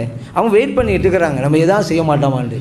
இப்போ போய் நம்ம தத்துவம் பேசிக்கிட்டு அவங்க வேணான்ட்டாங்க, இவங்க வேணான்ட்டாங்க, இதெல்லாம் விட்டுட்டோன்னு வச்சுக்கிறோங்க, ஃபாத்தியா விட்டுருக்கோன்னு வச்சுக்கிறோங்க. கபரிலே இருந்து சிரமப்படுவது நம்மை ஈண்டெடுத்த தாய், நம்ம ஈண்டெடுத்த தந்தை, நம்முடைய முன்னோர்கள். இவங்க சொல்லிவிட்டு இவங்க போயிடுவாங்க. கபரில் கஷ்டப்படுறது நம்முடைய முன்னோர்கள். யோசிச்சு பாருங்கள். எந்த நாள்லேயும் செய்யட்டும், 3 நம்ம செய்து வச்சுக்கிட்டே தான், அப்படியெல்லாம் கிடையாது. இப்போ இன்றைய தினம் ஒரு நிகழ்ச்சி வச்சோம், முஸ்லீம் லீக் கமிட்டியில் இன்றைக்கி ஒரு நிகழ்ச்சி வச்சுருக்குறோம். ஒரு ஆள் கேட்டார், இன்றைக்கி வைப்பதற்கு என்ன ஆதாரம் அப்படின்னா, எங்கள் வசதி நாங்கள் வச்சுக்கிட்டோம் இன்றைக்கி, அவ்வளோதான். இந்த அன்னைக்கு தான் செய்யணும், நாளைக்கு செய்யக்கூடாதுன்னு சொன்னால் தான் ஆதாரம் கேட்கணும். எப்போதும் செய்யலாம். இன்றைக்கி நாங்கள் திருமண டேட்டு முடிவு பண்ணுறோம், நம்ம வசதிக்கு பண்ணுறோம், அவ்வளோதான். அதனால் இதையெல்லாம் நம்முடைய முன்னோர்களுக்காக அவர் சொல்லியிருக்காரு. இப்போ அதே போல் பாருங்கள், இந்த சாப்பாடு வைப்பாங்க, அதுக்கு துவா ஓதுவாங்க. சில பேர் துவா ஓத வேண்டியது தான்.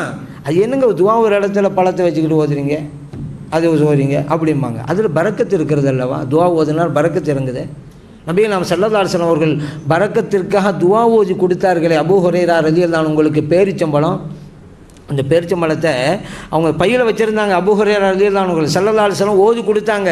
சொன்னாங்க, உங்கள் பையில் வச்சுக்கிறங்க, எப்போ தேவையோ கையை விடுங்க, எடுங்க, சாப்பிடுங்க. ஆனால் ஒரு நிபந்தனை, பையை பிரிச்சிடக்கூடாது. நபிகள் நாயகம் ஸல்லல்லாஹு அலைஹி வஸல்லம் சொல்கிறாங்க. அபூ ஹுரைரா ரலியல்லாஹு அன்ஹு சொன்னாங்க, அந்த பழங்களை நான் பையில் வச்சு என் இடுப்பிலேயே கட்டி வச்சுருந்தேன். எப்போ தேவையோ கையை விடுவேன், எடுப்பேன், சாப்பிடுவேன், மற்றவங்களும் கொடுப்பேன். உஸ்மான் ரலியல்லாஹு அன்ஹு ஷஹீதானாங்கள்ல, அப்பொழுது ஏற்பட்ட அமளி துமளியிலே என்னுடைய இடுப்பிலே இருந்த அந்த கயிறு அருந்து காணாமல் போய்விட்டது. பை காணாமல் போச்சு. திருமீதியிலே பதிவு செய்யப்பட்ட ஹதீஸ். ஸல்லல்லாஹு அலைஹி வஸல்லம் ஒரு காலம் என்ன உஸ்மான் ரலியல்லாஹு அன்ஹு பார்த்தேனே, இப்போ எவ்வளோ வருஷம், 20 வருஷத்துக்கு மேலாகி போச்சுங்க. 20 வருஷத்துக்கு மேலாக ஒரு பை தேவையான பேரித்தம் பழங்களை கொடுத்து கொண்டே இருக்கிறது. நமக்கெல்லாம் தேங்காய் வேணுமா தென்னை மரத்துக்கு போகணும், மாங்காய் வேணுமா மாமரத்துக்கு போகணும். ஆனாங்க நபிகள் நாயகம் ஸல்லல்லாஹு அலைஹி வஸல்லம் அவங்களுக்கு அப்படி கிடையாது. ஒரு பை கொடுக்கிறது. பேரிச்ச மரத்திலே இருந்து பேரிச்ச மரத்தை கொடுக்கல, ஒரு பையில இருந்து. ஆனால் சில கையை விட்டு தான் இருக்குன்னு சொன்னாங்க. கொடுத்ததா இல்லையா? இது என்ன துவா, பரக்கத்துக்காக ஓதுனது தான். அதே போல் தபுக் யுத்தத்தில் இருந்த உணவெல்லாம் முடிஞ்சு போச்சு. ஸல்லல்லாஹு அலைஹி வஸல்லம் ஒரு விரிக்க சொன்னாங்க. யாராட்ட என்னென்ன உணவு இருக்கோ கொண்டு வந்து போடுங்கன்ட்டாங்க. பேரிச்சம்பழம் உள்ளவங்க போட்டாங்க, மாவு உள்ளவங்க போட்டாங்க, ரொட்டி உள்ளவங்க போட்டாங்க. இப்போ நபிகள் நாயகம் ஸல்லல்லாஹு அலைஹி வஸல்லம் ஒரு துவா செய்கிறார்கள். பின்பு உங்கள் பாத்திரத்தை கொண்டு வாங்க, அள்ளிக்கிறங்கன்னாங்க. வந்தாங்க, அள்ளுனாங்க. எல்லாரும் பாத்திரங்கள் நிரப்பிட்டாங்க. என்ன ஆச்சரியம் தெரியுமா? அந்த போர்வையிலே விரிப்பிலே போடப்பட்ட உணவு அப்படியே இருந்தது, குறையவில்லை. முஸ்லிமிலே பதிவு செய்யப்பட்ட ஹதீஸ். ஏன் துவா ஓதணும்? பரக்கத்துங்க. சாதாரண ஒரு உணவை சாப்பிட்றதுக்கும் துவா ஓதுன உணவு சாப்பிட வித்தியாசம் இருக்கிறது. ஆகவே தான் ஓதணும். எல்லாம் சுன்னத்து ஸல்லல்லாஹு செஞ்சு காமிச்சு. இன்னும் சொல்ல போனால் நபிகள் நாயகம் ஸல்லல்லாஹு அலைஹி வஸல்லம் இப்படி ஓதி காமிக்கணும்னு அவசியமே கிடையாது. அவங்க கலாமத்தை அடிப்படையும் கூட எடுத்து கொடுப்பாங்கன்னா கிடச்சிக்கிட்டே இருக்கும். ஏன் ஓதுறாங்க? இந்த உம்மத்துக்கு பாடம் சொல்லி தருகிறார்கள். அதனால் நாம் செய்கிறோம். இப்படி எல்லாமே குர்ஆன் ஹதீஸ் அடிப்படை அமைந்து தான் நம்ம முன்னோர்கள் சொல்லி தந்தார்கள். ஆனால் நம்ம முன்னோர்கள்லாம் ஆதாரம் என்னென்னு கேட்கல. ஆல்மிசா முறை சொன்னாக்கா சரி ஆல்மிசா, சரியா சரி அப்படி போனாங்க. இப்பொழுது தான் ஆதாரம் கேட்க ஆரம்பித்து விட்டார்கள். அதனால தான் ஆதாரத்தை கொடுக்குறோம். ஆக நாம் செய்கின்ற எல்லா காரியங்களுக்கும் அது ஆதாரம் இருக்கிறது என்பதை நம்ம நினைவில் வைக்கணும். அப்போ இது போன்ற காரியங்களை நாம் செய்கிறோம். நம்முடைய பிள்ளைகளுக்கும் சொல்லிக் கொடுங்கள். நம்முடைய பிள்ளைகள் நல்ல விவரமானவர்கள் தான். நம்ம அலட்சியமாக இருக்கிறனால ஒன்றும் தெரிய மாட்டேங்குது. ஆனால் பிள்ளைகளுக்கும் அதை நீங்கள் சொல்லிக் கொடுங்கள். அவர்கள் விவரம் உள்ளவர்களாக மாறுவார்கள். அந்த காலத்து பிள்ளை மாதிரி இந்த காலத்தில் இல்லையில, ரொம்ப விவரமாக இருக்க நம்மளாம் ஏமாற்ற முடியலையே. அப்போ அந்த அளவுக்கு உஷார் உள்ளவர்கள் இருக்கிறார்கள். அப்போ நம்ம பிள்ளைகளுக்கு மார்க்க சம்பந்தமான கொள்கை ரீதியிலான விவரங்களை கொடுக்க வேண்டிய கடமை நமக்கு இருக்கிறது. எல்லாம் அல்ல இறைவன் அந்த இறைநேசருடைய அன்பையும் அவருடைய ஷஃபாத்தையும் நமக்கு தந்தருள்வானாக. இந்த மஜ்லிஸில் எப்படி நம்மையெல்லாம் ஒன்று கூட்டி அருளினானோ அந்த இறைவன் நாளை மறுமையில் ஜன்னத்தில் ஃபிர்தோஸ் என்கின்ற சொர்க்கத்தில் நம் உயிரிலும் மேலான கண்மணி நாயகம் ஸல்லல்லாஹு அலைஹி வஸல்லம் அவர்கள் கூட இருக்கிற நற்பேற்றினை நமது எல்லோருக்கும் தந்தல்வானாக. ஆமீன். அல்ஹம்துலில்லாஹி ரப்பில் ஆலமீன் என்று பிரார்த்தனை செய்து வாய்ப்பளித்த நல்லோர்களுக்கு நன்றி கூறி விடைபெறுகிறேன். அஸ்ஸலாமு அலைக்கும் வரஹ்மத்துல்லாஹி வபரகாத்துஹு.